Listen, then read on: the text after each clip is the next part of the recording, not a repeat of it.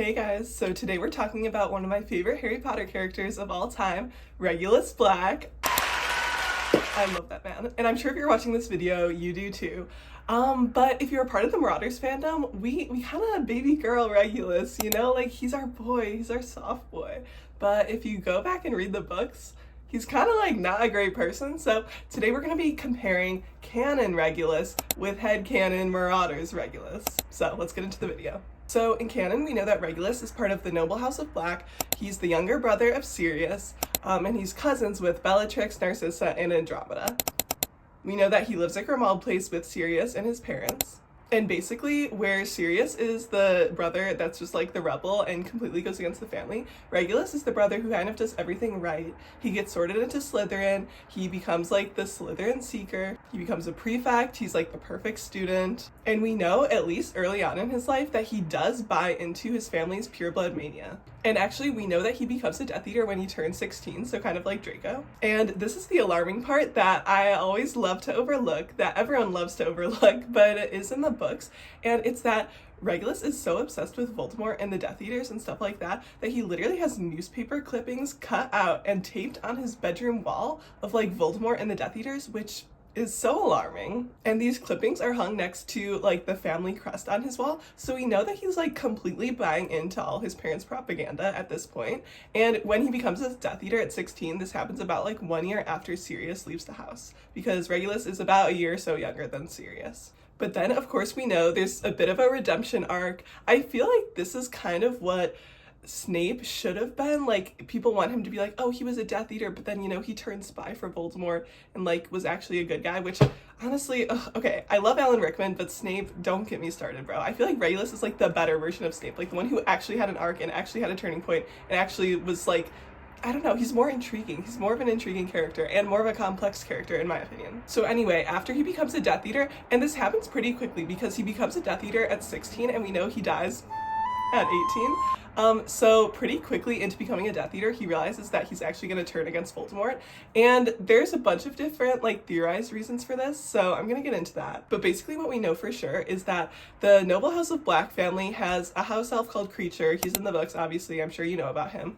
But Regulus and Creature have a really tight relationship. And so we know that Voldemort asked Regulus to use his house elf because house elves have like super powerful magic. It's basically like unlimited. And so he used Creature to help build the spells and stuff like that around the locket when he was creating his Horcruxes. And basically he's like testing the defenses of the locket on Creature, which was probably super painful. And then when Creature comes back to Regulus, Regulus sees how like terrorized he's been and he's furious because up to that point we know that basically Creature is like one of Regulus's only friends. Obviously, don't worry, I'm gonna go into the whole Pandora thing and Slytherin Skittles thing, don't worry. But in canon, we know that like Regulus was basically alone at Grimmauld Place with his parents after Sirius left, and that's probably a super lonely life, especially when his parents were like awful. Yeah, don't get me started. And so we think his only companion really was Creature for a long time. So to have like his only friend who's been with him for his whole life and hasn't abandoned him or anything, be like tortured, I'm sure that was like awful for him. And basically because Voldemort used Creature to test like the defenses of the Horcrux on, Regulus finds out that Voldemort is creating Horcruxes in the first place. Because at this point Regulus is still really young, and so it's really unlikely that like Voldemort told him about the Horcruxes or that he figured out about them himself outside of Creature. So more than likely Creature was the one who told him. So Regulus finds out about the Horcruxes. Obviously we think at this point that he probably only knew about one of them. He probably didn't know about all of them, but either way he goes looking for the locket, and the rest is history. If you read the books, you know he basically leaves the RAB note. I know I will be dead long before you read this. Stop, it's too painful, but basically he goes to the locket and he tries to get it, and he makes Creature promise that he will try to destroy it because Regulus kind of knows he's gonna like die in this process. We don't know like if he knew that ahead of time or what, probably if he's writing like a note for it. But yeah, and they go to the cave and he has like the note and the fake locket with him, so like best he came prepared. But basically people think that he drinks the potion and then he's super thirsty like Dumbledore becomes in the books, and so he drinks from the lake and then he's pulled into the lake by the Inferni and drowned. Which is so devastating, guys, don't get me started. And so he's about 18 when this happens, so he does die at 18. Creature gets out of the cave and tries to destroy the locket. And that's basically all we know from canon. We know that Creature tries to destroy the locket, but he doesn't, and he can't, and then he just keeps the locket with him at Grimald Place until, you know, whatever, Mundungus steals it or whatever. You know, we don't get that far in the Marauders fandom, but that's basically Regulus's life story. So very sad. And people don't really know why he had this turn of heart. They don't know if it was just because of Creature or because he realized how awful Voldemort was firsthand, or if it was like a power thing or something to do with Sirius. That is all theorized, and that's where it gets fun. Okay, I don't mean to say fun, but you know what I mean. So now we're gonna get into the headcanons, and these are juicy, guys. I love Regulus headcanons because obviously Regulus in the books is already pretty iconic on his own. Like, you know, some of the Marauders characters, they're like mentioned once and then you just like build a complete personality around them. But like Regulus, we kind of know a lot about it. It's a lot about compared to the other Marauders characters. So we kind of have a pretty firm foundation about who his character is, but then we like build around it. So let's get into it. So basically, in regards to his relationship with Sirius, we know that he was about a year younger than Sirius. Obviously, Sirius was sorted into Gryffindor and had his Marauders friends, and Regulus went like the other route, the Slytherin route, the perfect boy route. And so in canon, all we really know about their relationship is their relationship after Regulus dies, like when Sirius is telling Harry about it. And in that relationship, they don't get along at all because Sirius knows that Regulus joined the Death Eaters, and he's like, what an idiotic move and also awful. And so he literally thinks that like Regulus died with the Death Eaters in canon. Like Sirius literally says, my idiot brother. Guys. And so he basically dies thinking that Regulus joined the Death Eaters. Then he realized he was like out of his depth and he tried to defect.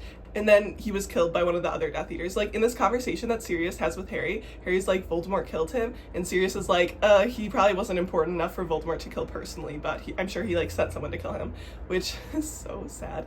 And so literally Sirius dies believing that Regulus was just like a regular Death Eater who chickened out and was killed. He doesn't know anything about the Horcruxes, anything about like the change of heart or anything like that, because Sirius dies in book 5, and then book 6 is when Harry actually finds the locket. So basically Sirius dies like hating his brother.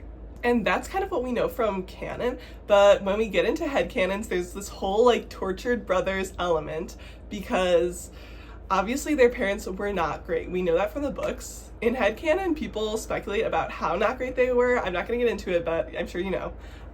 And so they kind of think that like Regulus and Sirius were like besties when they were younger, you know, because they had to like suffer through this household together. But then like after Sirius left, there's this whole like, I don't know, like broken relationship, because based on like, I don't know, based on what you think, some people think that like Sirius just completely left and then Regulus had like this abandonment complex, or some people think that Sirius asked Regulus to go with him and he said no, or some think that Sirius was gonna ask him that didn't because he was afraid that like Regulus was gonna ask him to stay or something. So yeah, there's this whole like tortured brother dynamic on both sides of it, and people love this dynamic. By people are me.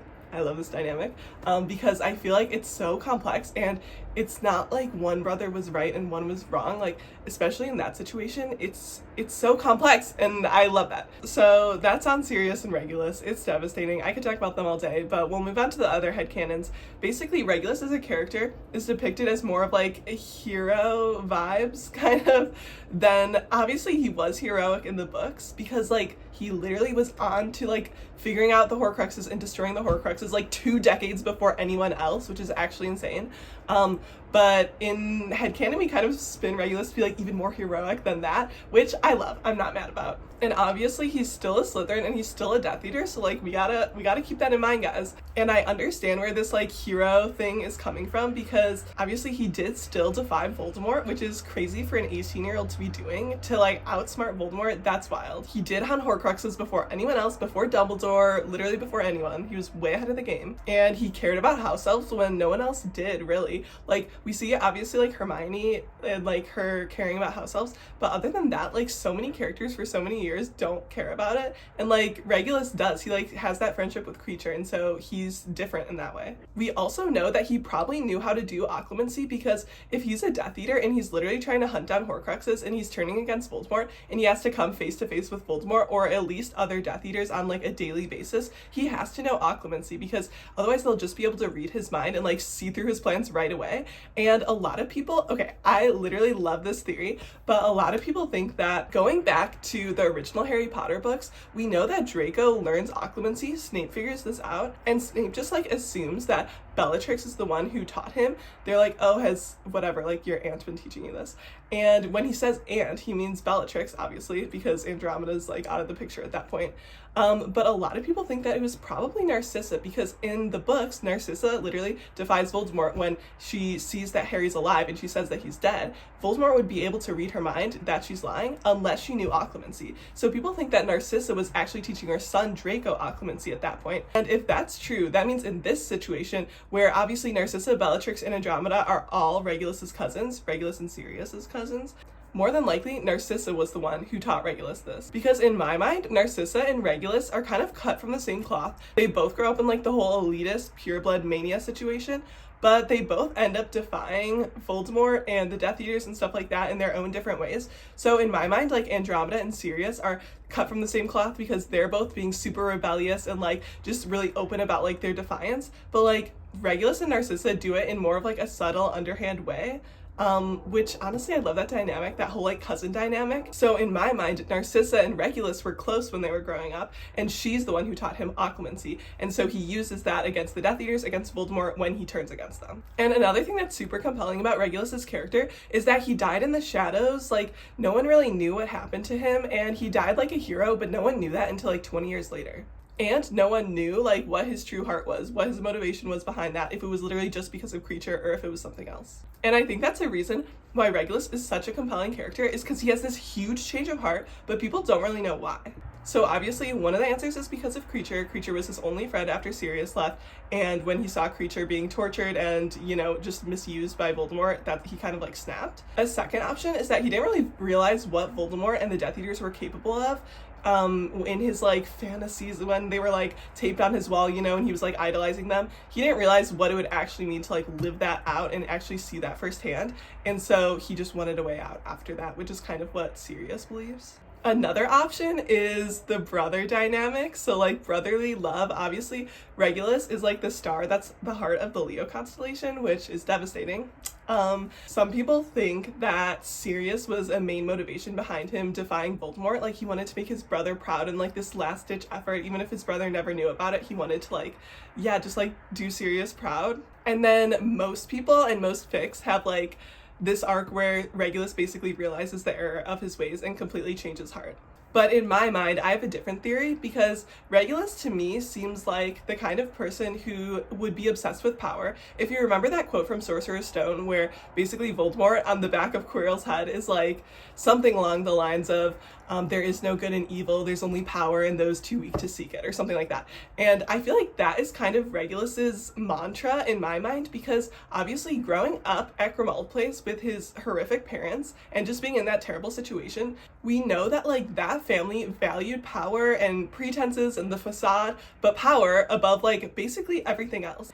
And we know because he was in that horrible situation, he probably felt like he didn't have any power. So being taught that power is the most important thing, and then feeling like you have none, like compared to your parents, that would like really do a number on a boy. So in my mind, becoming a Death Eater and joining Voldemort was Regulus's way of gaining any sort of power that he could. And in my head, once he joins, he realizes that even the people closest to Voldemort, even like his most high up Death Eaters, which was probably his cousin Bellatrix, even they didn't have as much power as Voldemort, and Voldemort would like lord it over them.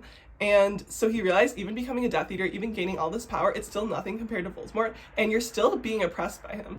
And in my head, when Kreacher gets hurt and Voldemort uses him, Regulus realizes that he doesn't have the power to say no to Voldemort. He doesn't have the power to stand up to him or to like put his foot down about Kreacher. And so this is kind of like his turning point. And I think that Regulus knew that he wouldn't be able to like kill Voldemort or dethrone Voldemort or anything like that, but he wanted to take that first step. And I think he realizes is that the only way to not be like lorded over by Voldemort is if he's completely out of the picture. I feel like in his mind, the only way to get his power back or get any power is for Voldemort to just completely be out of the picture. And I think he knows that he's going to die going in. I mean, obviously he writes the note, so we kind of know that, but I don't know. I think he knows that it's worth it to like at least take one step in the direction of defeating like one of the most powerful wizards ever. And we don't know if Regulus knew that there were multiple Horcruxes, but in my mind, I think he just thought there would be one, and so he would like kill the Horcrux, and then, you know, someone else would be able to like kill Voldemort. And so I think it wasn't like this huge moral arc. I think it was literally just him grasping for power and trying to figure out how he could have that. And so yeah, in my mind, it's all about power for him. But now I'm going to talk about some universal headcanons. One is that Regulus can't swim, and this is a headcanon for obvious reasons. It is devastating.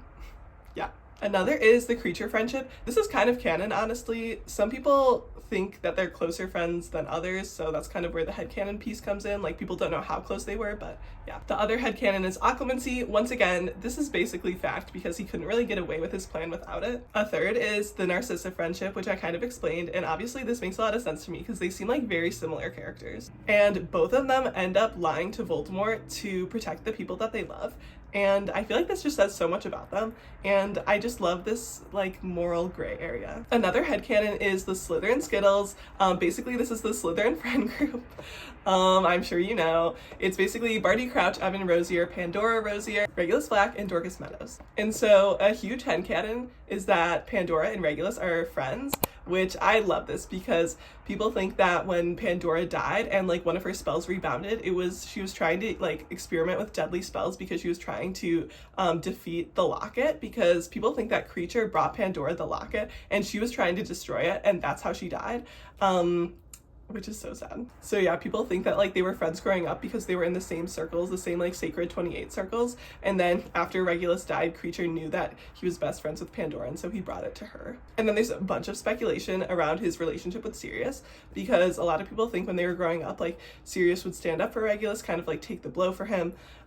But we don't know that for sure. And then especially if that was the case and Sirius was like the protective big brother, him leaving would be like all the more blow for Regulus, and it would be like this huge betrayal. So a lot of people think that Regulus like resents the Marauders because essentially Sirius like left Regulus for the Marauders, and so he feels like they kind of stole Sirius away from him. Okay, and side note, Astronomy by Conan Gray. Guys, it literally is about them. Don't get me started. Okay, anyway, that is all the canon and headcanons I have for you today. I hope you enjoyed the video. I hope you love Regulus as much as I do. I'd love to hear your thoughts in the comments, and I'll see you in the next video. Bye.